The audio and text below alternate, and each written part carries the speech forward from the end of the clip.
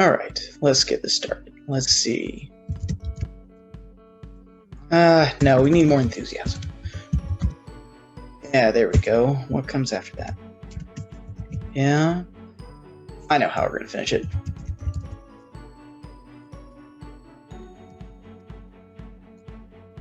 That sounds about right.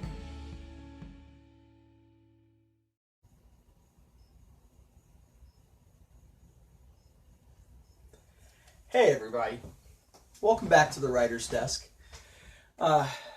We've been talking for a few months now about these projects you've been working on, and at the very beginning I said the hardest two parts of writing is starting the story and finishing it. But there's a third step, and it's not necessarily easy either, and that's the editing process, and it might be the most tedious part of the process. But this is where you have to start smoothing out edges. If especially if you have assembled the story like what we talked about last month, where you can bounce around, you're pulling in 3 a.m. inspirations into a story. Well, now you got to make the whole thing work together. Neil Gaiman has a great quote, and I'm going to read it so I don't mess it up. He said, "Editing is the art of making your second draft look like you knew what you were doing all along." And, again, that's a fancy way, a wonderful way of saying you got to smooth out the rough edges. There's a famous phrase called, it's called "kill your darlings." Because as you've been assembling the story, you have written these passages that you absolutely love. But what the editing process is about is now trying to make sure that everything in the story actually serves the purpose of the story. So you might have a paragraph that you think is gorgeous, but now that you've started to look at the story a little differently with this new set of eyes of editing, you realize it doesn't actually help your story, and in fact maybe kind of slows it down a little bit, throws it off the flow. So it doesn't matter how much you love that paragraph, the story is better served by cutting that paragraph, and that's what we mean by kill your darlings. But there's a lot of different ways and strategies you can do this. I'm inconsistent about this particular strategy. Sometimes I use it, sometimes I don't. But sometimes my first draft is a handwritten draft, and then the second draft I am editing as I type. So I am thinking about, oh, this is too rough. We got to change this here. We got to change that there.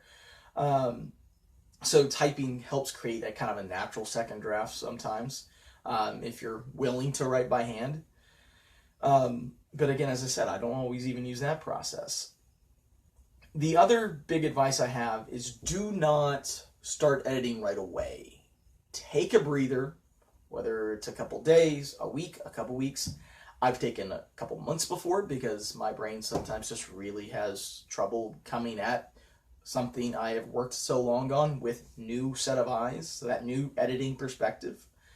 But give yourself a little bit of time between finishing that first draft and writing the second draft, or creating the second draft.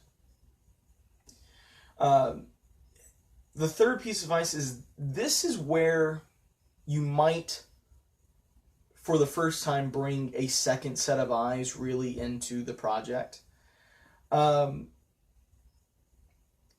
Because again, you need someone to be able to tell you sometimes, hey, this paragraph doesn't work. I have no clue what you're talking about.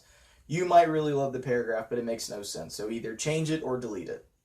And we'll talk more about the process of bringing people in to help evaluate and edit a story next month. But this is where you might first want to have someone else look at it other than just yourself, which can be nerve-wracking. And we'll talk more about that next month. But if you do that, just remember, though, at the end of the day, it's still your story. You getting some advice or an extra set of eyes on the story doesn't mean they control it. It's still your story. So hold on to that confidence of ownership. but also be willing to listen. All right. We'll talk more about some advice for bringing people into the editing process and bouncing ideas off people, but we'll talk about that next month. So as you start getting to the end of your project, get ready for the editing process, and good luck with that, and I'll talk to you next month. Y'all have a great one.